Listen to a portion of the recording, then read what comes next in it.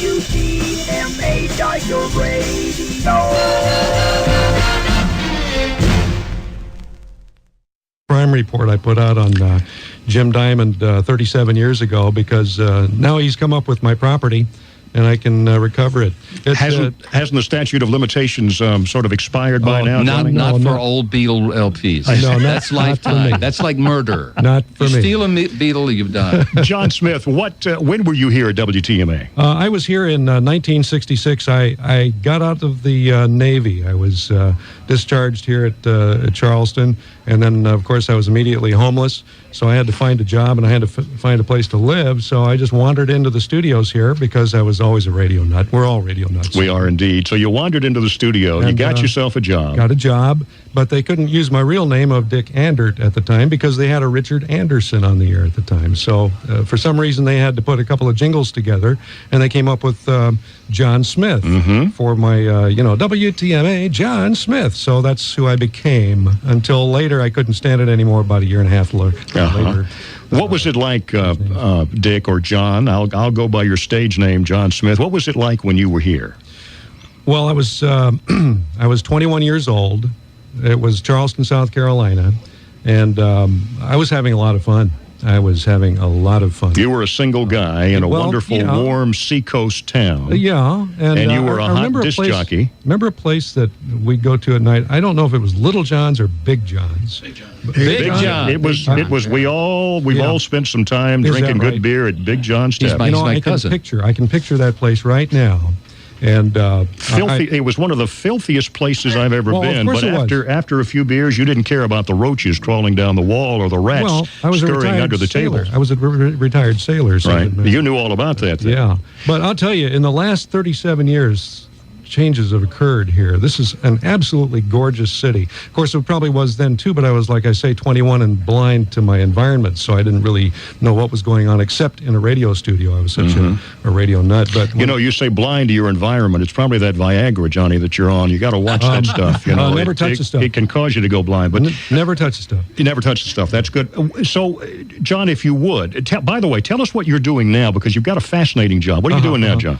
Well, I now work for the city of Los Angeles. I'm still in communications, basically. Usually what I'll say is, okay, sir, I clocked you at 67 miles an hour in a 40-mile-an-hour zone. You are to appear on or before such and such time at... and that's without a jingle. There we go. Yeah. So press hard. You're making 4 copies. Thank you very much. Have a nice day. There we go. I take it you're a cop, Dick? Yeah, I had to break down and get a real job, you see.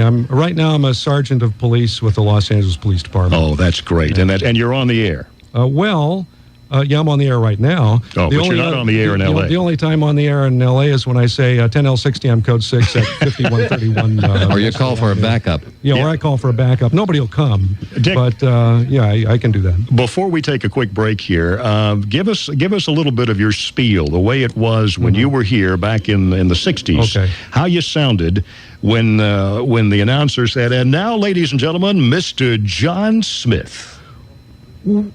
Well, you see, we all forced our voices down then. I think you listen to air checks and everybody kind of took it down here real low all the time and kind of a phony thing. You want that intro again, John? Yeah, sure. All right, let's try that again. Ladies and gentlemen, from the low country of South Carolina on the mighty TMA, let's listen to good guy, Mr. John Smith. Good afternoon, everybody. This is John Smith. In a few minutes, you're going to hear the Uncle Booby Nash on the radio, and we'll be talking and playing some records here for you. Bob and I, we would do crosstalk usually, and so I'd play like Gramps on his show. So I had to get up here, with an old grandfather voice, and Booby's back here. Having a wonderful time in Charleston. This is a gorgeous, gorgeous city. It's been a long time.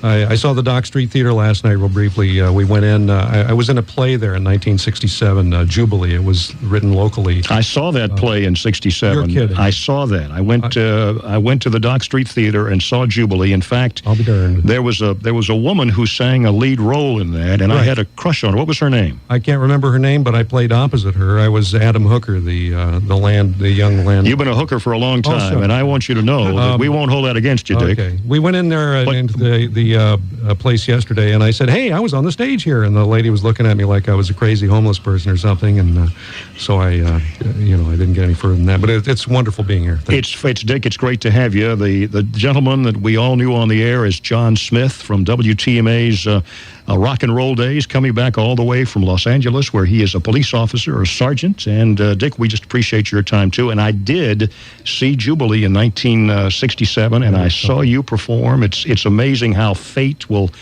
bring us together. It's serendipity. It is serendipitous, indeed.